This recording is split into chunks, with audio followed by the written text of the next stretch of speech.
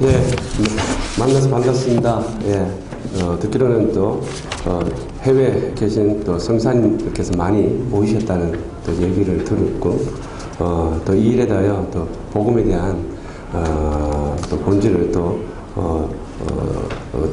이거는 이제 배우고, 또 하나는 또 결국은 이 복음을 전하는 일에 이곳에 이제 모인 줄로 생각하는데, 저희는 이제 2년 전에 예수교회 협업운동본부라고 하는 단체를 이제 세웠습니다. 세우게 된 이유는 다 아시는 대로 2019년 코로나의 발생으로 인해서 지금 한국 내만이 아니라 전 세계적으로 유례를 찾아볼 수 없는, 그때 코로나가 생겼을 때 이런 표현이 있었잖아요. 이제 코로나 이전으로는 되돌아갈 수 없다. 그때 당시에 그 말이 무슨 말인지 사실 한 사람은 얼마나 알고 그 얘기 했는지 모르겠지만, 듣는 저에게는 코로나 이전으로 되돌아갈 수 없다? 이게 무슨 말이지? 그렇게 이제 듣고 말았어요. 지금 와서 보면, 무슨 말인지를 조금 이해가 가는, 좀 시간이 맞이하고 있습니다. 사실 코로나, 기간을 세계 교회사만 아니라 어쩌면 한국 교회사 안에도 코로나를 이야기를 주제를 빼고 이 한국 교회사를 논할 수는 없을 겁니다. 왜냐하면 교회라고 하는 이 부분, 그리고 세계 선교에 대한 부분도 코로나 이전과 코로나 이후가 확연하게 달라졌다는 것은 현장에 계신 성장님들이 더 아시는 부분이고, 또 국내에서 또 사역하고 있는 또 저희 편에서도 코로나 이전의 한국 교회와 코로나 이후의 한국 교회가 완전히 달라진 현실을 맞이하게 되었습니다. 당장은 코로나 기간에 들려온 조사가 뭐냐면, 한국교회 5만여 교회가 된다고 하는 한국교회 안에 1만여 교회가 문을 닫았다고 해요. 이게 저희에게는 충격이었습니다. 왜냐하면 저희 단체는 교회와 성도들에게 복음으로 세운 이 일을 섬기고 있기 때문에 한국교회가 맞이한 이 현실을 남의 얘기처럼 들을 수가 없었습니다. 1만 교회가 문을 닫는다? 이게 어떻게 이런 일이 있을 수가 있지? 그리고 그게 다가 아니었습니다. 어느 교단의 조사에 의하면 목회자 3분의 1이 번아웃돼서 내가 어떻게 목회를 해야 될지를 모르겠다라고 완전히 사명감에 대한 부분들을 흔들려 가고 있다는 보고도 들었습니다. 그리고 그게 실제적으로 나타난 게 신학교에 지원자가 지금 없대요. 신학교에 신학생의 목회자가 되겠다는 사람이 없답니다. 어떤 교단은 무슨 일이 일어났냐면, 기본적인 신입생을 맞아야 되는데 그 기본적인 숫자가 줄어드니까, 그러면 정부에서 지원받는 이 부분들이 이제 안 되니까 어떤 일이 있느냐면, 교회에 있는 장로님들이나 성도님, 열심히 있는 성도님 중에 일단 신학교 가라. 가족 공짜로 다 이제 장학생으로 해줄 테니까 일단 신학교 가라. 이렇게 할 정도로 심각한 상황에 빠졌답니다. 이제 요 10년만 지나면 교회 사역자, 목회자를 찾는 게 이젠 정말 힘든 상황입니다. 지방에서는 부교육자 찾는 것도 더 힘들고, 지방은 더 힘들 뿐만 아니라 서울 수도권 안에서도 부교육자 구하기가 그렇게 힘들답니다. 그렇게 됐죠. 그 다음에 신학교 지원료만 준 게 아니고, 실제적인 우리의 섬기는 교회 안에서 다음 세대가 숫자가 준 거는 이미 코로나 이전부터 줄기 시작해서 코로나 때 완전히 그게 숫자가 현저하게 줄어든 게 코로나 기간에 그 사실을 다 드러났습니다. 이런 때 주님이 예수 교회 회복이라는 주제를 저에게 고민하게 해주셨습니다. 그러면서 과연 이 땅에서 주님이 꿈꾸시는 교회, 성경이 말하는 교회가 정말 가능한가? 가능하다면 예수님이 세우신 교회는 어떤 교회인가? 주님이 원하시는 예배는 과연 어떤 예배인가? 제가 고등학교 2학년 때 교회를 다니기 시작했어요. 그때만 해도 제가 다녔던 교회는 본교회에서 주일 예배 드리지 않으면 그건 주일 성수가 아니라고 그랬어요. 또 이 목사님은 구약 성경에 너무 이게 막 중요하게 여기셨는지 오징어도 못 먹겠어요. 구약 성경에 나오는 비늘 없는 짐승 먹으면 부정하다고. 그리고 돼지고기 대세김질하고 구배 갈라지고 대세김질 하지 않으면 않는 그런 짐승, 특히 돼지고기는 못 먹겠어요. 소고기밖에 안 드시는 거예요. 그 가난한 교회 성도들이 목사님이 고기를 대접해 주고 싶은데 돈 없는 소고기를 대접해야 되니까 다들 부담인 거예요. 근데 이 목사님은 고기를 뭐 이게 돼지고기 싣고 소고기 싣고 이게 아니고 당신께서 성경대로 순종하신다고 한 게 이제 구약에 나온 그 신약에는 주님이 모든 걸 먹어도 된다고 얘기했는데 그거는 어떻게 해석하시는지 모르겠는데 어쨌든 그럴 정도로 얼마나 교회에 대한 강조를 얘기했고 본교에 대한 예배를 얼마나 강하게 강조를 했습니까? 근데 코로나 기간에 바이러스 하나 전파로 죽을까봐 교회 다 나오지 말라 그랬잖아요. 온라인으로 다. 비대면 예배라는 단어를 만들어서 이때 1년, 한 2년 반의 시간을 지나면서 한국교회 안에 지금도 아직 코로나 여파로 교인 3분의 1이 모이지는 않는답니다. 그러니까 이 코로나 팬데믹은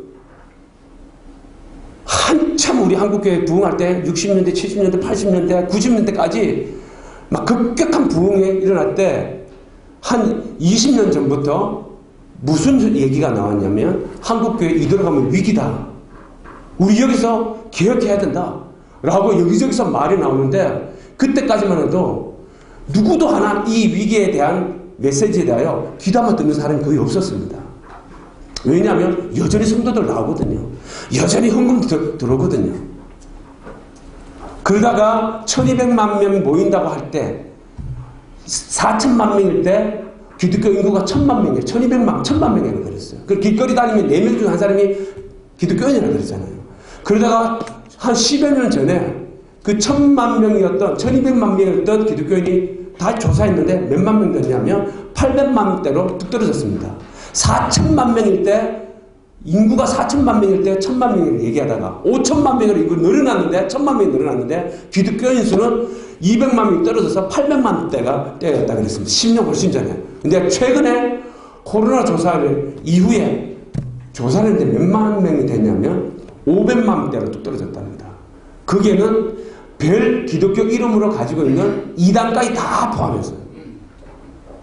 한때 제가 듣기로는 한 10여 년 전에 한국교회 이대로 뭔가 변화가 일어나지 않으면 한국교회 400만 대 기독교 인구로 되는 소수 종교가 될 것이라고 그때 누구도 그 말 귀담아 듣지 않았어요. 근데 500만 명이라고 조사된 여기 앞에 이단까지 기독교 이름 붙인 이단까지 다 포함해서 500만 명이면 이제 진짜 그때 그 얘기 하신 분의 얘기처럼 400만 대로 뚝 떨어질 일은 이제 시간 문제입니다. 이란 때에 1만 교회가 문을 닫아버렸다. 교회가 어떤 교회인데 문을 닫지? 코로나 기간에 성도들이 교회를 안 나와서 월세를 못 내서 예배당을 문을 닫았다. 그거는 이해돼요. 근데 교회가 문을 닫았다. 신문에, 기독교 신문에 다 그 신문을 나왔잖아요. 그때 저희 안에 뭐가 왔냐면 도대체 하나님이 세우신 교회가 어떤 교회인데 코로나 바이러스 하나에 1만 교회가 문을 닫는다? 무슨 대단한 무슨 총칼로 위협이 오거나 순교에 무슨 우리가 1908년도에 뭐 저처럼 평양 대봉처럼 북한의 6.25 때 일제시대 때처럼 무슨 뭐 외압으로 온 위협이나 고난과 박해가 온 것도 아닌데 바이러스 하나에 1만 개 문을 닫았다? 도대체 교회가 뭐지? 예배가 뭐지? 그럼 비대면 예배가 같았으면 옛날부터 그럼 처음부터 비대면 예배했으니까 영상으로 나오라 그랬지. 왜 그렇게 교회 안 나오면은 주일 성수 아니라고 그렇게 소리치면서 했던 그 일들이 코로나 앞에서는 비대면이라 그러고 나오지 말라. 도대체 예배는 뭔가? 교회는 뭔가? 사실 저도 두려웠어요. 바이러스 걸릴까 봐. 저희 단체에서도 모임이 있는데 그 모임을 처음에는요 한두 번 주저됐어요. 이거 어떻게 해야 되냐? 모이지 말아야 되냐? 이 상황 앞에 서면서 어느 교회는 그렇게 얘기했다들 그 소식을 들었습니다. 정부에서 코로나로 이제 예배 드리지 못하게 공식적으로 얘기할 때 예배 시간에 이 자리에 20%만 참석하는 걸로 허락이 떨어졌을 때 그 교회는 어떤 지혜를 짰냐면 원래 주일날 한 번 예배 드리는데 100명 모였다면 20%니까 20명씩 5번 예배 드렸대요.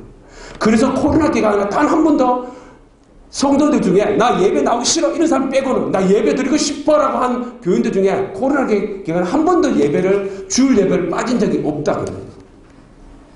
자, 어떤 교회는 이 예배를 사수하기 위하여 수단과 방법을 가리지 않고 20% 모이게 한다면 20%씩 해서 종교인이 다 나올 수 있도록 5번이든 6번이든 7번이든 예배 드리는 교회가 있는 반면 대부분의 교회들은 이 모임에 대한 부분들을 어려워했잖아요. 이 시간 지나면서 사실 저 개인의 신앙에 그리고 한국 교회와 한국 교회 성도들의 신앙의 수준이 어떤 부분인지를 돌아보지 않을 수 없게 됐습니다. 자, 그러면서 하나님이 예수 교회 회복이라고 하는 이 주제를 들면서 정말 주님이 원하시는 교회가 뭔가? 성경이 말하고 있는 교회는 어떤 교회인가? 그런 교회는 진짜 가능한가? 라고 하는 이 질문 속에 1년을 가까이 기도하면서 주님 어떻게 됩니까? 예수 교회는 어떻게 해야 되는 겁니까? 라고 할 때 주님이 결론을 딱 주신 게 교회의 본질을 말씀해 주신 게 뭐냐면 성경으로 돌아가자 했습니다. 자, 그러면 성경이 사람이 원하고 바라는 교회가 아니라 인간이 주인이 된 교회가 아니라 주님이 머리가 되시고 주님이 주인 대신 성경이 말하는 교회, 성경대로의 교회를 회복하라.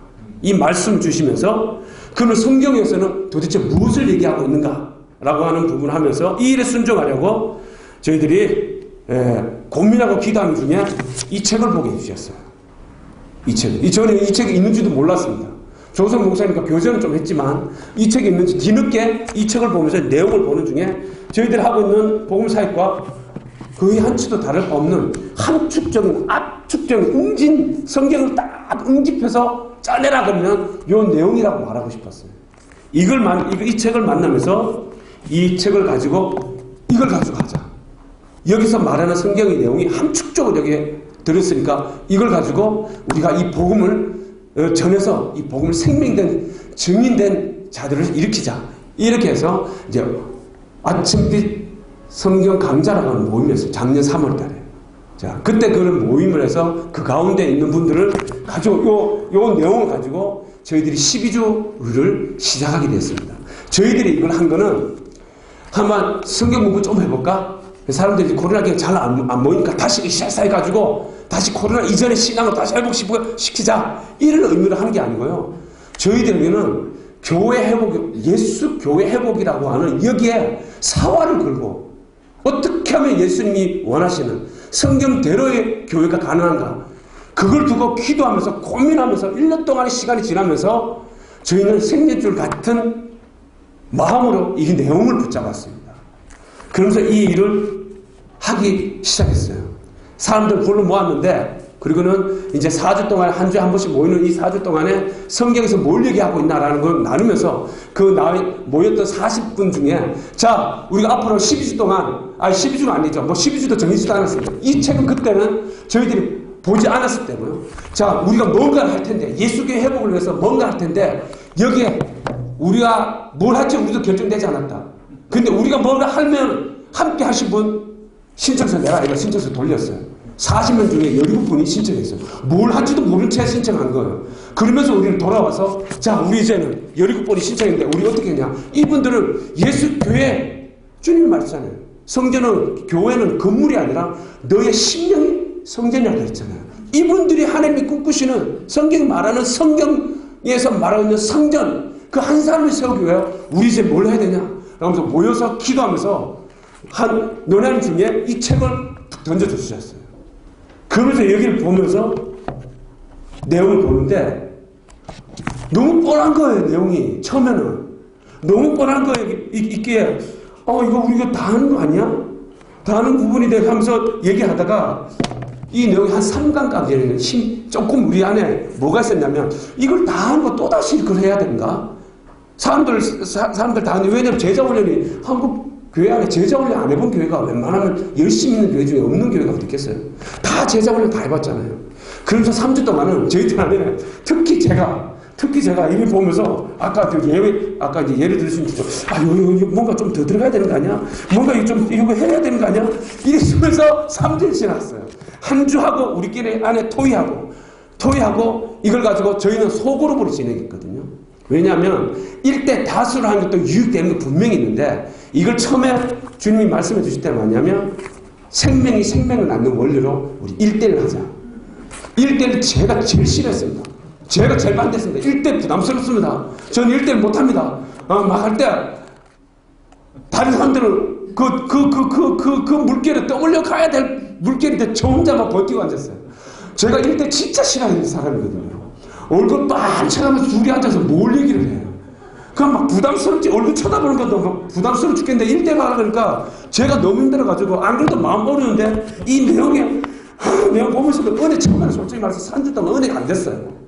내용 보면 이거 조금 더 넣고 이거 조금 해야 되지 않겠어? 너무 성경 구절밖에 없으니까 이거 날 보고 뭐 어떻게 하란 말이야. 막 오다가 4주째 무슨 일이 있냐면 주님이 막 저희 뒤통수 한 번 꽉 치는 게 겸손하게 배우자 그러더라고요. 와, 그 얘기 딱 듣는데 제가 한 번 뒤통수 쇠바망이로 한 번 꽉 먹는 느낌이었어요. 내가 안다고 하는 복음이 내가 얼마나 알고 있을까? 좋아, 이 내용이 다 들어봤고 다른 사람들에게 다 전한 내용이 다 치자. 그러면은 네가 알고 있는 그런 내용이면 알고 있는 것으로 끝이냐? 그는 더 배울 거 없냐? 겸손하게 배우자라고 하는 이 말씀 앞에 제 뒤통수 한 번 꽉 맞고 그게 4주째 됐습니다. 4주째 된부터 그때부터 눈이 열려버려. 우리 7명이 모였는데 눈이 확 열리더니 그때부터 4주째부터 완전히 저희 안에 놀라운 역사가 일어났어요. 저희는 소그룹 해야 되기 때문에 이걸 나눠야 된단 말이에요. 내용 나눠야 되는데 이걸 나누면서 이 내용을 좀 편집을 따로 했습니다. 이걸 나누려고 이거 소그룹을 하다 보니까. 그러면서 질문도 들어가고, 우리 안에 또 목사님 하시는 그 영상도 듣고, 그 영상들, 거의 대부분 영상 참조한 거죠. 그러면서 이 토의를 한 거죠. 1번, 2번 주제마다 있으면서, 이 주제에서, 이 성경구절은 뭘 얘기하고 있냐? 라면서 우리 안에 토의를 하면서 3주 동안은 치열한 이 복음의 진리 앞에 우리를 꺾는 시간이었어요, 사실은요. 교만한 우리의 심령 안에 이걸 꺾는 시간 갔더니만 4주 때 주님이 우리를 그냥 겸손하게 주님 앞에 세우면서 복음에 대하여 배우고자 하는 태도를 딱 가지니까 그때부터 눈이 열리고 마음이 열리기 시작하더니만 우리 그때 모였던 우리 안에 7명이 이 내용이 들리기 시작하고요. 이 내용이 보이기 시작하더니만 우리 안에 가슴이 뜨거워지기 시작했어요. 그러면서 이걸 가지고 소그룹을 진행하려고 먼저 우리 안에 토론되어져 가는데 감격이 돼가지고 은혜 받으면 우리는 시끄러워지잖아요. 말이 많고. 그래가지고 이 부분 보면서 목사님 영상은 각자 다 영상 따로 다 보고 각자 알아서 다 보고 난 다음에 나와서 여기 내용은 1번 목사님 이렇게 얘기하셨다 이렇게 얘기했다. 우리 안에 막 그러면 여기서는 어떻게 우리가 이 질문을 찾아가야 되냐 이러면서 은혜 받기 시작하면서요. 그러면서 한 주 보내고 또 한 주에서 또 한 주 보내고 한 주 보냈어요. 첫 번째는. 그러면서 4주째부터 이제 이게 생명이 막 솟아나기 시작하는데 저희는 우리 이 모임을 하면서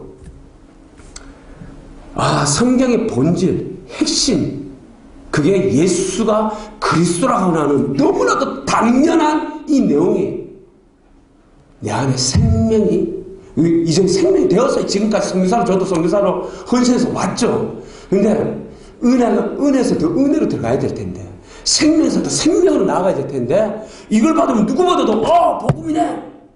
그러면 더 환영하고 기쁜 마음으로 이걸 받아서 감사함으로 찾아 들어가야 되는데 얼마나 제 안에 안다고 하는 이 오만과 교만함이 제 안에 주님 보시게 하시면서 이걸 꺾으시면서 겸손하게 다시 복음 앞에 이 내용을 1000번, 1억 번 더 전한다 할지라도 이 복음 외에 내가 기뻐할 이유가 뭐가 있지? 이 복음 외에 내 안에 진짜 행복할 주제가 뭐가 있지? 세상 걸 다 잃어버리고 병으로 시름시름 알아 죽음을 낳는 사형선으로 받는 입장에 있다 할지라도 이 복음만 들어보다 보면 나는 이 복음 때문에 행복하다 죽어도 여한이 없는 완전한 복음을, 영원한 복음을 우리에게 주셨는데 나는 이 복음을 대하는 게 정말 생명으로 대하지 않고 또다시 뭔가 하나 제자 훈련과 같은 교재로 대하고 있었다는 것을 보게 해주신 거예요. 제 자신에게. 그러면서 이 내용을 이제는 우리 안에서부터 먼저 진짜 은혜가 막 일어나고 나누면서 막 진짜 감격이 돼서 막 이야기하는 중에 눈물이 쭉 나오면서 이제 이걸 막 12주간을 진행했어요. 진행해 가는 중에 이제 6주째 되면서 6주가 12주까지 6주가 중반됐을 때 이분들 17분이 다 초청했어요. 저희 센터에 공동체로 초청해서 어떤 6주 동안 지나면서 어떤 시간을 보냈는지 궁금해서 이야기라도 좀 들어보자.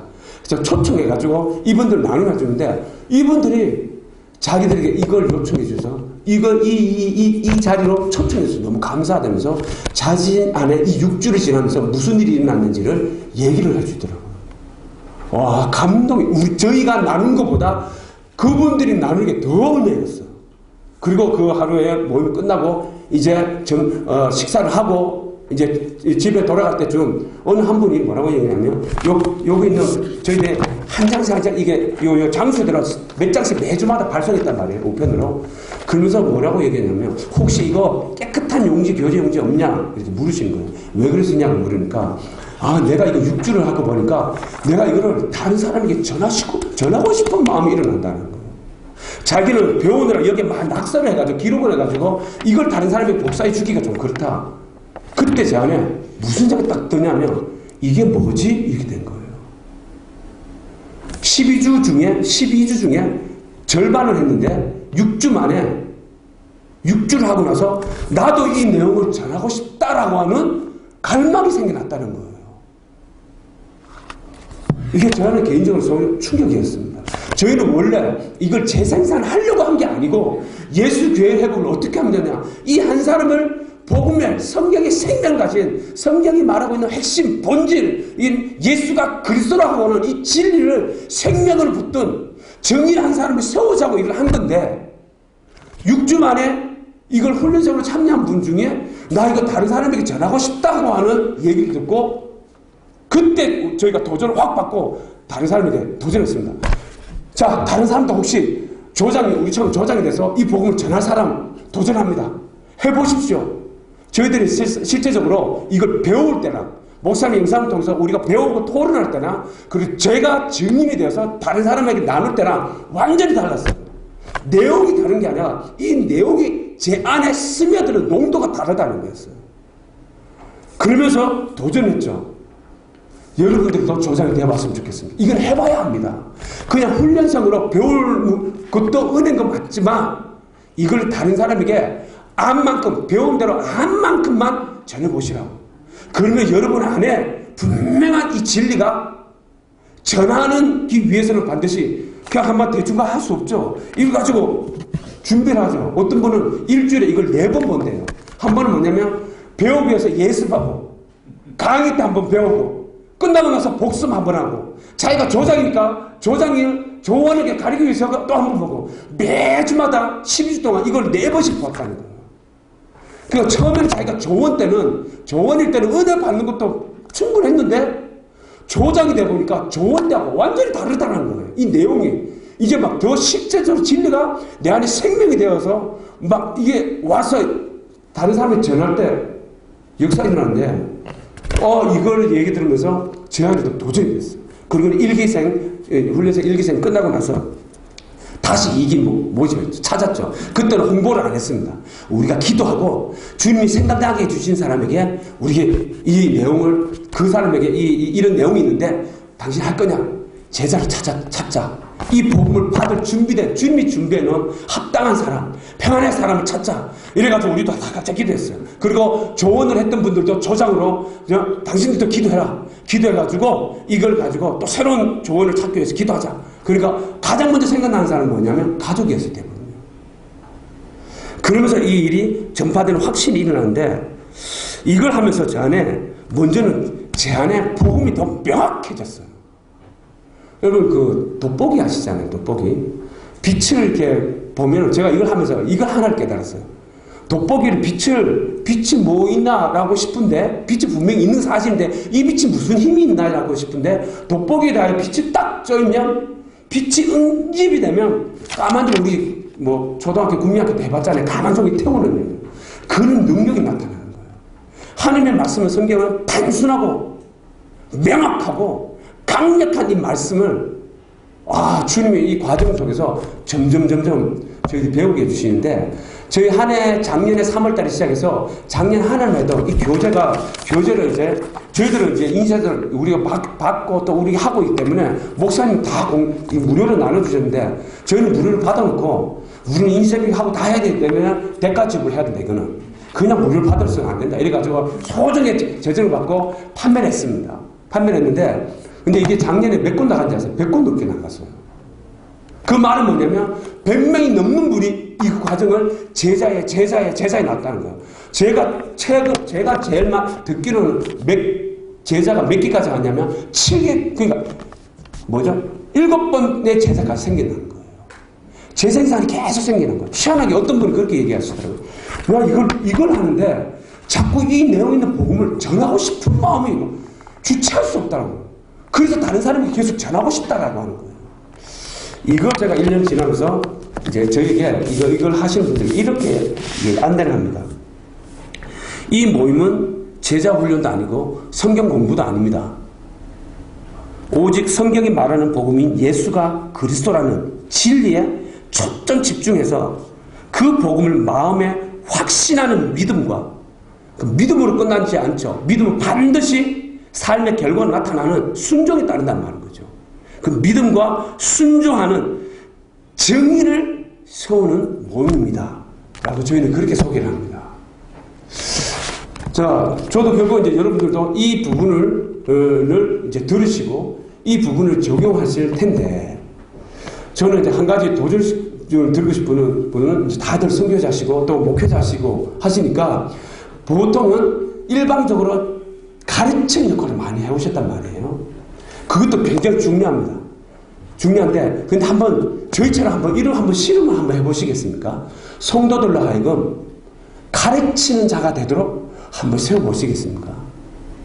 그러면요, 배울 때도 은혜된 건 맞지만, 이걸 다른 사람에게 전할 때에 얼마나 이 사람들이 주님의 증인으로 세워지는지를 보시게 될 겁니다. 그게 저희가 적임이에요. 이 과정을 통해서 저는 이제 지금 이번 주 화, 수, 목 다시 한번 작년에 했던 그 모임을 다시 또 했습니다. 모임을 해서 이제 이 신청서를 받았는데 32명이 신청했습니다. 작년에 17명이에요. 그리고 32명이 신청해서 이제 이 32명을 어떻게 또 조언을 섬기면서 조언을 나누어서 어떻게 섬겨야 될지 또 저희들은 다음 주 안으로 결정해서 또 그분들과 면담하고 이 일을 진행해 가야 될 부분이 있습니다. 이 일을 통해서 먼저는요, 성경은 복잡하지 않구나. 단순하구나. 그리고 명확하구나. 어린아이라도 알아들을 수밖에 없도록 주신 성경이구나. 그리고 이러한 성경을 마음으로 받아 내 심령 안에 확신만 되어지면 내 삶을 이 성경 말씀대로 순종할 것을 결정만 하면 내 삶 안에 진리가 살아낼 수 있는 강력한 능력이 주님이 이 성경 안에 담아두셨구나라는 것을 더 확증하고 확정된 시간이었습니다. 저는 이 일을 통하여 정말 이곳에 오신 우리 성사님들과 또 이제 목회자분들께서 이 일에 대해 생명이 되었습니다. 생명이 낳는 그런 제자를 양육하는 시간이 되었으면 좋겠습니다. 한 사람이 모든 이에게 훈련하는 것도 좋은데 1대1로 하셔가지고 그 1대1 훈련 받은 분이 다른 분에게 이걸 복음의 내용을 전할 수 있도록 기회를 한번 줘보십시오. 주님이 무슨 일이 일어나게 하시는지. 이 부분을 통해서 가정이 회복되어지고 가정 안에 부부 안에 무슨 일이 났냐면 저희 그 자녀가 저희들이 이제 학교 다음 세대를 이제 교육하는 학교가 있는데 거기서 친구가 이렇게 얘기했대요. 야, 우리 엄마 아빠 대화 내용이 달라졌어. 맨날 싸우고 맨날 막 그냥 앞다구니 써드는데 어느 순간부터 자꾸 성경 얘기하고 예수가 그리스도라고 얘기하고 엄마 아빠 대화가 달라져. 자녀들이 알아요. 자녀들이 부모가 변화됐다는 걸 알게 되는 거예요. 그러니까 부모의 말을 부모가 자녀에게 또 자녀가 부모에게 이 내용을 전하게 되고 친구가 친구에게 이 내용을 전하게 되고 교회에서는 또 남성교회 안에 이걸 또 전하게 되는 일들이 나게 되는 이제 사례를 듣게 되실 겁니다. 이 일을 통해서 주님이 보게 하신 게 결국에는 한 사람의 저희들은 다수가 아니라 한 사람의 제자를 세우자. 한 사람의 복음의 운명을 가진 제자 한 사람을 세우자는 마음으로 이 일에 대해서 순종을 했습니다. 그리고는 이 일에 대해 대까지 보내야 돼. 그냥 하면 안 된다. 그래서 새벽 5시야. 7시부터 하자. 이래가지고 직장 다 다니고 어떤 사람 투잡을 뛰는 사람이 있는데도 불구하고 새벽 5시에 다들 저희들도 피곤하고 그분들 피곤한데 비몽사몽 저희들 준비해야 되니까 4시 반에 일어나야 되는 거예요. 일어나서 이렇게 영상 줌으로 다 하고, 야, 줌이 진짜 좋더라고요. 현장 안 보여도 돼. 밥 준비 안 해도 되고 간식 준비도 안 해도 돼. 줌만 영상 틀면 되니까 해외에도 다 상관없어요. 해외도 줌 영상만 들으면 다 들어오면 되니까. 자, 줌 안에서 강의 듣고 그 다음에 소그룹 각 방 나눠서 소그룹 다 흩어지고, 그래서 소그룹을 통해서 나눔을 하고, 야, 이게 12주 동안 하는데 3개월이잖아요. 3개월 동안 성경을 펼치면서 예수가 그리스도라고 하는 요 초점에 계속 사람들 보게 해주는데, 아, 성경 보는 눈이 열려지게 해주는 거예요. 요에 대한 강력한 힘이 있더라고요. 그리고 성경의 어느 복음이 하는 한 부분이 아니라, 그냥 이 처음부터 이 보신 대로 27강 들으셨지만, 그냥 성경 완성까지 주님의 복음에서 빠질 수 없는 핵심적인 거 다 담아가 집약해서 이 안에 담아놨단 말이에요. 이것만 알면 신천지에 왜 빠지겠어요? 이단을 왜 빠지겠어요? 이걸 하면. 그러니까 너무도 중요하고 본질적인 핵심적인 내용을 주님이 다루어주고 계셨구나라고 하는 부분을 누리면서 저희 개인적으로도 우리 또 공동체 안에도 큰 유익을 누리고 있고, 이제 또 새로운 일이 다시 시작된 일이 앞에 기대감에 설렘감에 진짜 저희들은 다시 준비하고 있습니다. 아침마다 조모임 끝나잖아요. 7시에. 저희들 7시 반에 식사란 말이에요. 그럼 끝나면 식당에 와서요. 시끌벅적했습니다. 시끌벅적. 오늘 이제 나는 게 막 감동이 되니까, 나는 감동되니까 막 이걸 얘기가 자꾸 하고 싶은 거예요. 야, 오늘 뭐 이제 3강에 이 내용 나오는데 이거 우와 너무 좋지 않았어요? 오늘 조언인데 저 조언을 이렇게 나눴어요. 저렇게 나눠서 밥 먹기 전부터 시끌벅적, 밥 먹을 때부터 시끌벅적 했어요. 너무 신났어요. 그만큼 뭐냐면 이 일에 순종하는 저에게 먼저 이게 생명이 되고 은혜가 됐다는 거예요. 그러니까 이 생명이 얼마나 잘 전하냐, 사실은요, 저도 이거 하면서 어떻게 하면 목사님에게 있는 내용을 그대로 해가지고 다 넘겨줄까, 이 마음으로 녹취를 했어요. 사실은요. 100% 그대로 넘겨줘야 되겠다 했는데, 이게 많이 전달해서 될 게 아니라, 많이 전달해준다고 해서 이분들이 그걸 다 100으로 받고 다 전하는 게 아니라, 결국에는 핵심 본질이 뭐냐, 한 1년 해보니까 알겠더라고요. 1년 본질 딱 해보니까 이 주제 각 강마다 뭘 얘기하고자 하는가, 다른 걸 놓쳐도 요것만큼 분명히 전해야 되겠다라고 하는 거 취합니다. 오히려 또 강의가 요약이 되더라고요. 그러면서 한 번 했던 분이, 조장을 했던 분이 두 번째 조장 모임을 딱 참석했는데 저보고 강의 내용이 달라졌대요. 달라진 거 없어요. 강의 내용이 쉽게 말하면 100으로 됐던 걸 한 70으로 줄였다는 거예요. 그러니까 줄이고 나니까 더 명확하게 들어오더라는 거예요. 그럼 많은 걸 전하는 부분이 아니라 이거를 핵심, 이 내용을 통해서 하시는 거냐 하는 거냐, 요것만 딱 전하면 배우신 분들이 핵심을 알고 아는 만큼 전할 때 무슨 일이 일어나는지. 어떤 분이 자기도 제대로 다 이해하지 못한 채 그냥 급한 막 40분 정도는 나는 강의 시간 중에 막 기록해가지고 자기 순종해야 되니까 다른 사람에게 막 순종하는데, 이걸 때 자기는 강의하는 대로 읽기 바쁜데 막 읽고 있는데 뭔가 이상한 게 분위기가. 앞에 보는데 앞에 있는 조원이 눈물이 주르륵 흘리면서 이걸 듣고 있는 거예요. 그 자기는 감동돼서 한 게 아니고 이 내용을 전달하기 바빠서 막 하는데, 이게 사람의 이론이 담겨져 있는 게 아니라 성경 구절만 있잖아요. 그러니까 진리가 사람을 변화시키는 그 체험을 우리가 하고 있는 거예요. 여러분들도 그 체험을 할게요. 우리 말빨 다 필요 없어요. 지식 다 필요 없고요. 성경 내용에 있는 내용만 전해도 하나님은 일하신다는 것을 저희가 정의입니다. 이 일 앞에 여러분들 한번 정말 마음으로 한번 이 일에 한번 정말 순종해 보시면 정말 주님 일하시는 것을 보시게 될 거고요. 그리고 하나는 다른 목적이 아니라 제자 세우고자 하는 목적으로 저희 순종했습니다. 그러려고 하다 보니까 소그룹으로 가는 게 가장 좋았습니다. 소그룹으로.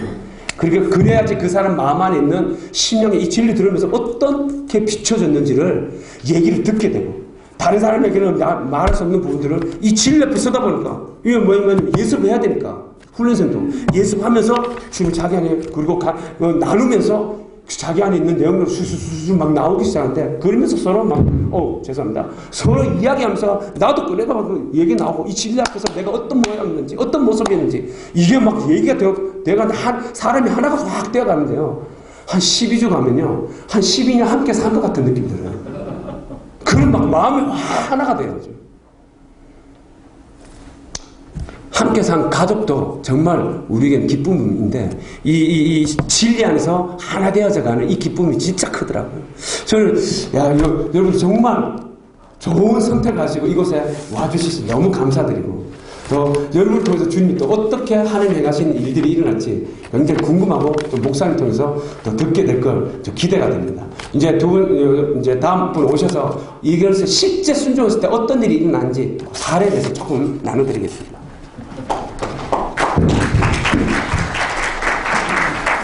짧게 하도록 하겠습니다. 저희가 소그룹 하면서 저는 우미영 선교사이고요. 만나서 반갑습니다. 저한테 다 선배 선교사님들 같은데 감사하고 또 존경합니다.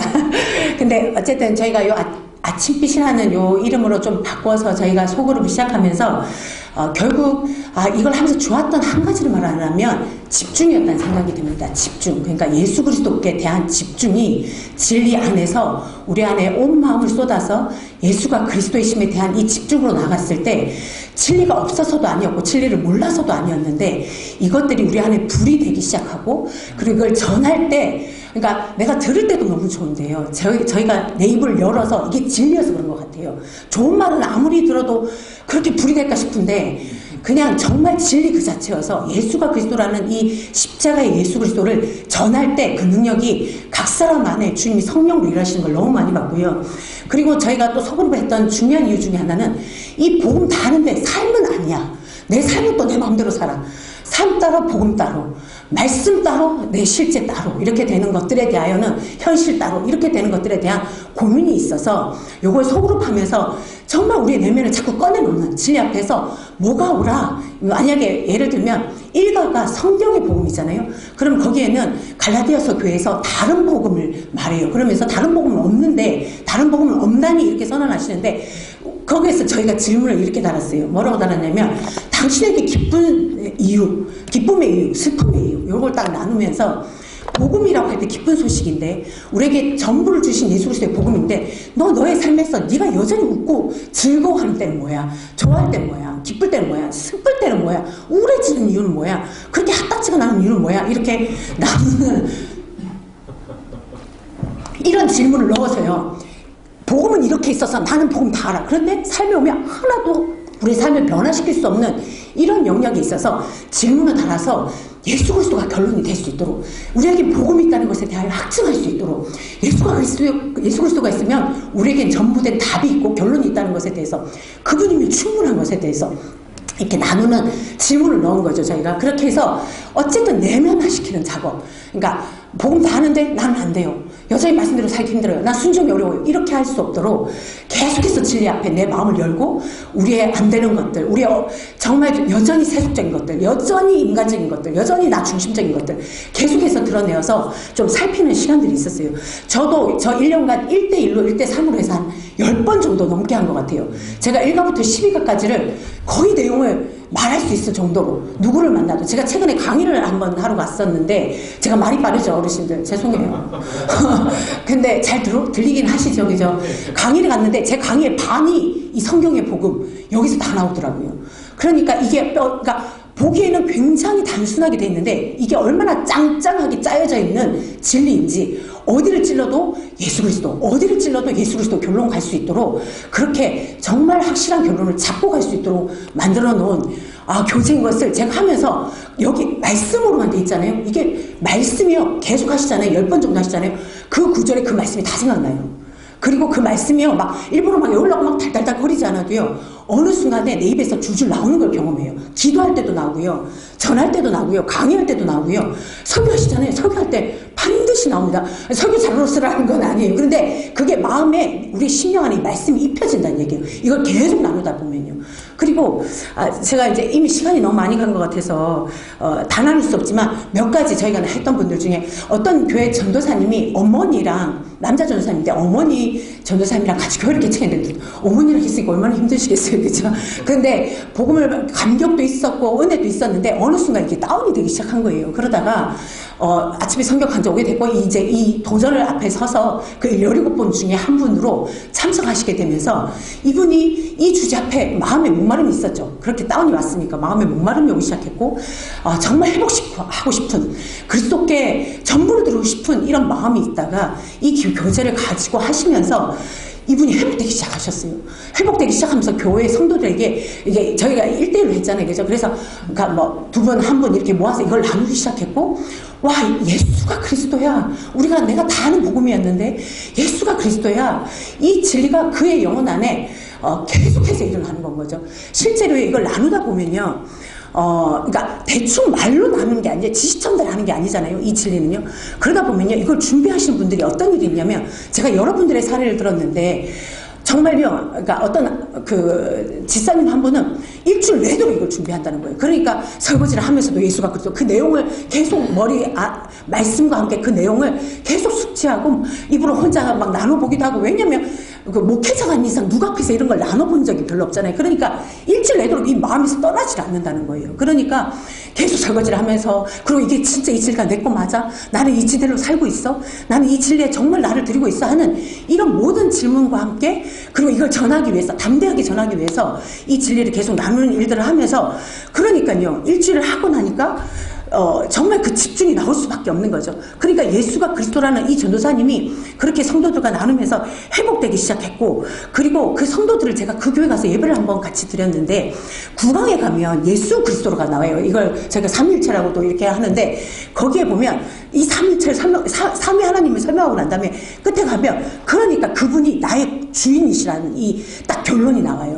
그러면서 그 다음에 가로 넘어가거든요. 그런데 어떤 그 교회, 그 작은 교회 한 권사님이 청소를 하신 분이셨어요. 건물 청소. 그러니까 가난하신 분이죠. 연세도 70이 넘으셨고. 근데 그 자그마한 노인이 가족도 없이 혼자 이렇게 그러니까 먹고 살기 위해서 그 일을 하시는데 근근히 보험 하나 들어놓은 거예요. 그런데 나의 주인이신 예수 그리스도를 만나고 나서 나에게는 이분이 있는데 내가 여전히 내 노후 대책, 내 삶에 이런 돈을 악착같이 모아야 된다는 이 보험이 생각난 거예요. 그래서 이분이 가서요, 누가 시킨 게 아니에요. 가서 이 보험을 깼어요. 이 보험을, 그 노인, 나이가 들수록 보험이 얼마나 중요했어요. 그죠? 근데 이 보험을 깨고 받은 돈이 얼마인 줄 아세요? 몇 년을 넣는 보험인데 500원을 받으셨다고 이야기를 하는데, 그분 얼굴에 슬픔이 있거나 어려움이 있는 게 아니라 너무 주님이 전부 된 기쁨이 있는 거예요. 그러니까 이게 이론이 아니라 이 진리에 순종하는 사람들이 저희가 보니까 그분이 나의 주인이시라면, 그분이 나의 진짜 그리스도라면, 그분이 하나님의 아들이시라면 나는 그분께 나의 전부를 드렸고 살아도 죽어도 상관이 없는 거예요. 진짜 십자가에 죽고 산 증인으로 그 보험을 깨고 그렇게 막 환한 얼굴로 그 500원을 받았다고 막 웃으면서 얘기하는데, 저는 마음에서 눈물이 이렇게 꾹꾹 섞여지더라고요. 근데 그런 고백들 하며, 또 한 분 권사님은 70대 노인인데 자식 아무도 없고 결혼 안 한 나이 많은 아들 데리고 사시는데, 저희 공동체 안에 6개월 이렇게 아예 산속에 들어가서 복음에만 집중하는 훈련이 있거든요. 근데 거기를 가고 싶은데 이 아들이 걸려서 못 가는 건 거예요. 왜냐면 이 아들이니까 밥도 잘 못해, 남자니까 밥도 못해 먹지, 뭔가 엄마의 손이 필요한 거죠. 그런데 이분이 예수님의 삶인가 이걸 하고 나서 결단을 하시고 약속의 말씀을 딱 받고요, 아들이 내 것이 아니라는 걸 아시게 됐어요. 진짜 이 아들이 하나님 것이고, 나는 나의 부르심을 따라 하나님 앞에 순종하면 이 아이들을 책임지시는 하나님에 대하여 믿고, 그 6개월에 그 70대 노인이요, 지금 가 계세요. 그래서 그 아들 혼자 밥 해먹고 계세요. 근데 어쨌든 그런 진짜 순종의 삶이 일어나는 것들을 저희가 보고 있고요. 그리고 그 성경에 전도하면 진짜 가는 곳마다 이렇게 복음 전도지하고 그 좋은 그러니까 합당한 사람 요거 찾게 하거든요. 근데 이거를 하고 나서 그 주가 크리스마스 주간이었어요. 그래서 저희가 예수는 그리스도 간판 거르고 막 거리에서도 이렇게 이렇게 소리치고 이 크리스마스의 주인공은 예수님입니다 하는 이런 전도도 하는데, 이 교회가 전도지를 갖고 그 빌라 전체를 돌렸대요. 그러니까 이 복음의 성경의 전도에 순종한 거죠. 그래서 전체를 돌렸는데 진짜 그렇게 반응할까? 그렇게 합당한 사람이 있을까? 그 옥토와 같은 좋은 씨가 있을까? 이렇게 생각했는데, 실제로 인도에서 오신 어떤 중한 어른 한 분이 나 하겠다고 이렇게 하시는 그러니까 정말 외국분이 그렇게 한국에도 많이 들어와 계시는데, 그렇게 반응하는 본을 한번 받고 또 문을 두드렸을 때 그 두 분이 반응했는데, 있는데 또 한 분이 나이 많으신 남자분이셨다고 하는데 자기 이거 하고 싶다고 해달라고 이렇게 해서 실제로 이렇게 순종하는 일들이 있었죠. 그래서 이거를 이 12강의 주제예요. 순종만 하면 우리가 어떻게 하나님이 일하시는지를 굉장히 많이 봤어요. 저희 또 공동체 안에 어떤 전도사님 연세가 좀 있으신데 정말 예수 그리스도로 결론 나서 완전히 이렇게 말만 하면 그냥 주님이 하시는데 하면서 막 신나게 계시는 분인데 이분이 이제 열정이 있으니까 이 아침빛, 그러니까 이 성경의 복음을 하신 거죠.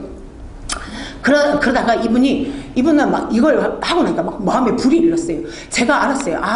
우리가 이 복음을 전하는 기쁨을 누리고 싶어 하는구나.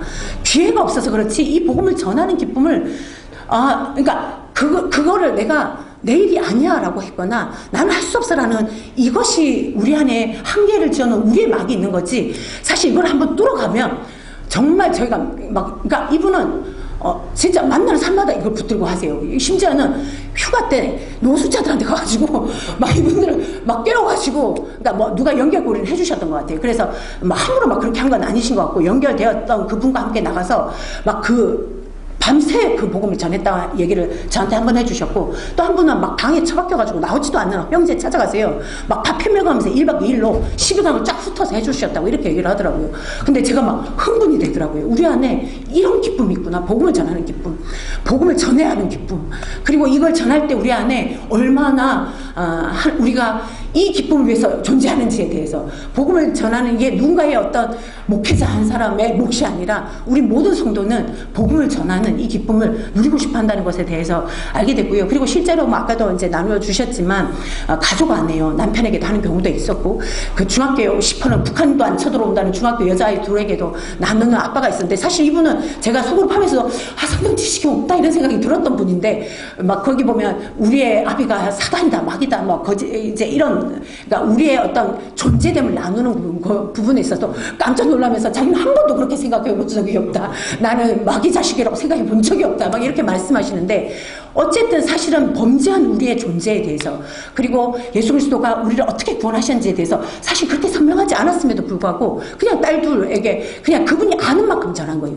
그러니까 제가 걱정이 될 정도로 내가 이분이 잘했을까? 엄마 말 하시진 않았을까? 다른 동네 가시진 않았을까? 이런 생각이 들었지만 상관없이 그 두 딸에게요. 그냥 저는 뭐 다른 거 없어요. 그냥 12가를 마쳤다는 것으로 그분을 마음껏 축복해주고 싶었어요.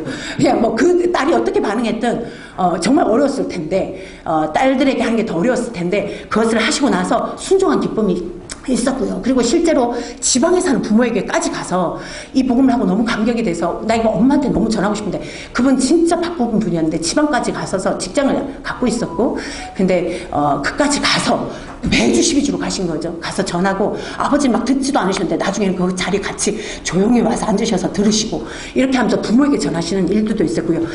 그리고 뭐 열방에서도 많았어요. 지금 몽골 선교사님 여자 사모님이시죠. 한국에 와서 한국 목사님을 만나셔서 몽골 분이신데 사모로 계시는데 이 아침 너무 목마르신 거예요. 그런데 이 아침빛을 하시고 난 다음에 이거를 몽골어로 번역을 했어요. 이거 뭐 번역하기 어렵지 않잖아요. 성경으로 돼 있으니까.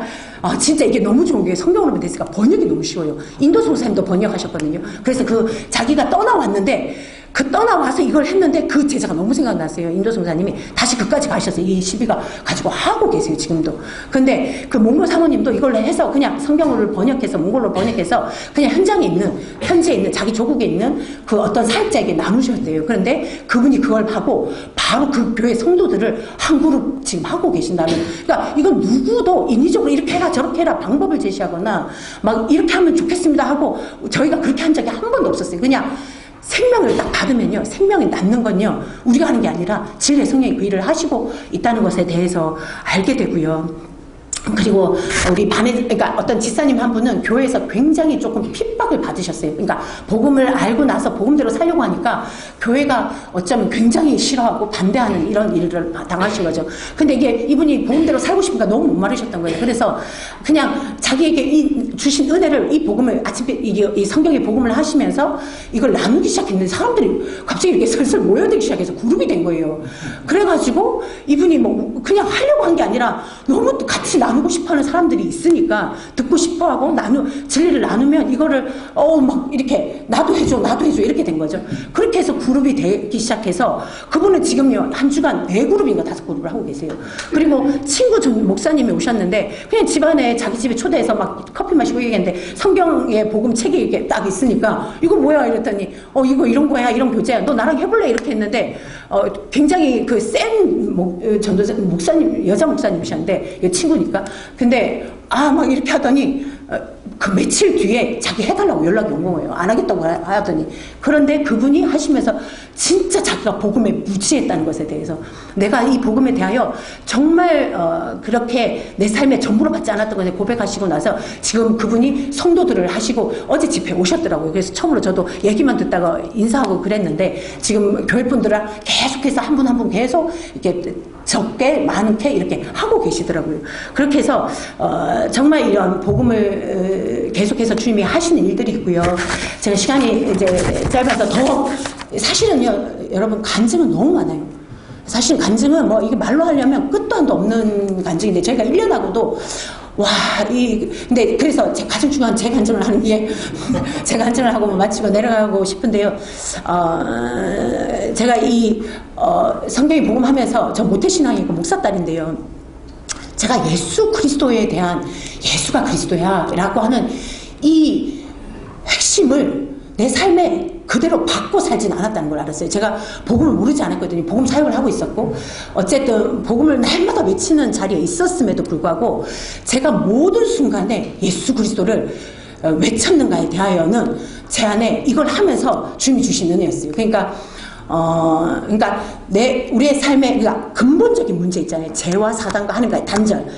이 영적인 이런 문제를 해결했다는 것과 그러나 내 삶에 생생하게 다가오는 수많은 현실의 문제들, 필요들, 그리고 막 우리가 먹고 사는 문제들, 아니면 사역의 문제들, 아니면 이 모든 필요 앞에서도 이 두 개를 나누지 아니하고 근본적인 이 해결이 예수가 사단과 죄와 하나님과의 단절의 모든 문제를 끝내고 우리에게 완전한 구원자가 됐어. 그분은 하나님의 아들이셔. 이렇게 하면 어느 상황에서도 내가 제 안에 이걸 하면서 이 진리를 믿는다는 말은 내가 어느 상황에서도 아멘 돼야 되는구나. 노라 하나님 앞에 저 못해요. 저는 할 수 없어요. 라는 말을 할 수 없는 주님 나에게 어떤 걸 들이대고 이렇게 말씀하셔도 내가 그것에 아멘 할 수 있어야 이 진리가 전부됐다는 걸 알겠더라고요. 그러니까 그러려니 얼마나 치열했겠어요. 제가 남편이랑 한마디만 싸워도 감정이 무너지고 막 핫딱지가 나면 아무도 보이지 않는 상황에서 그때도 예수님이 조용히 찾아오셔서 예수가 그리스도야 이렇게 말씀하시면 진짜 거기에서 아멘하고 정말 그 모든 마음 안에서 십자가를 통과하는 그 믿음으로 정말 하나님의 정죄함 받지 않고 다시 서는 일들이 일어나야 하고 그러니까 저희도 무소유로 살거든요. 그리고 정말 믿음 재정을 하고 있어요. 그러니까 모든 삶의 필요들, 자녀의 문제들, 이런 문제들 앞에서 예수가 그리스도야 하면 뜬구름 잡는 소리고 막 삶 따르고 그래 나는 내 삶을 여전히 내가 일궈내야 사는 존재가 고아 같은 그런 존재가 아니라 아버지가 계시고 예수 그리스도가 계시면 하나님 아버지 앞에서 내가 이 모든 걸 다 받았고 누릴 수 있는 믿음이 얼마나 누림의 삶이고 그리고 믿음이 얼마나 나에게 실제적으로 일어나야 되는지에 대한 이게 확 다가오더라고요. 그런데 제가 이런 영역에 있어서 굉장히 모호했다는 것에 대해서 그냥 내 힘으로 하고 주님 하셨어요 이렇게 말하고 또 내가 막 통박 굴려서 재정 관리하고 이렇게 하면서 주님 다 주셨어요 이렇게 말하는 이런 게 아니라 진짜 하나님 경외함과 하나님 앞에서 예수가 그리스도라는 이 복음의 전부를 받고 어떤 경우에도 염려하지 않고 두려워하지 않고 그리고 뒤로 물러서지 않고 계속해서 그리스도를 변론 삼아 나아가는 진리에 안 넘어진다는 얘기 아니에요. 제한진다는 얘기 아니에요. 그리고 나 문제 없어 이런 얘기 아닙니다. 많은 문제가 여전히 있고요. 많은 죄를 여전히 넘어지는 자고요. 그리고 연약함을 그대로 가지고 있는 존재인데 질그릇 안에 보배 대신 그리스도를 담고 있는 내가 어떻게 믿음으로 그분을 누려가고 믿고 순종하고 그리고 정말 주님을 기뻐할 수 있는가에 대해서 이 기쁨을 잃어버리지 않는가에 대해서 선교사로 살면서 제 인생이 그렇게 좋지는 않거든요. 그래서 사람들이 자꾸 오해하는데 저 기뻐요. 그런데 이 결론을 주님 저에게서 계속 받아내셔야 했어요. 그러니까 얼마나 제가 치열하게 부딪혀서 이 진리 앞에 섰고 그리고 주님이 이 결론이며 충분하다고 저에게 말씀해 주시면서 그리고 또 생각나는 건 세계 복음화 저도 이 세계 복음화에 동의해서 선교사로 헌신했거든요. 지금 다시 오신다는 게 너무 실제였어요.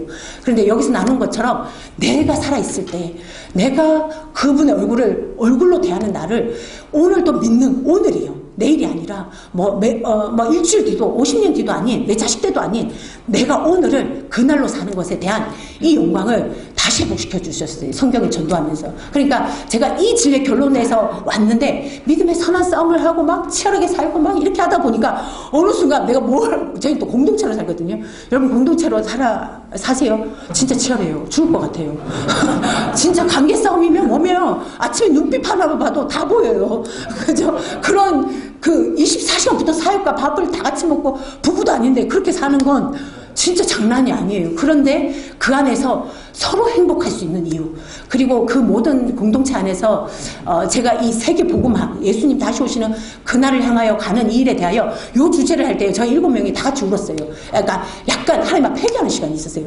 주님, 우리가 이렇게 모든 걸 버리고 헌신을 했는데 결국 그 끝날을 붙잡지 못했다는 것에 대해서, 그 끝날을 약간 희미하게 손을 놔버린 것 같아. 오늘 먹고 막 오늘 치열하게 믿음의 싸움 하니라고 그날에 오신 나하고 약속하신 그 예수님을 굳게 붙들지 못했다는 것에 대해서 우리가 함께 좀 이 진리 앞에 서면서 감격하고 또 회개하고 이런 시간들이 좀 있었습니다. 근데 어쨌든 제 안에 모든 순간에 저는 어떤 일이 딱 생기면 예수가 그리스도야, 이것부터 구호가 올라와요. 예수가 그리스도라고. 그러면 제 모든 마음의 씨름이 끝이 나야 돼요.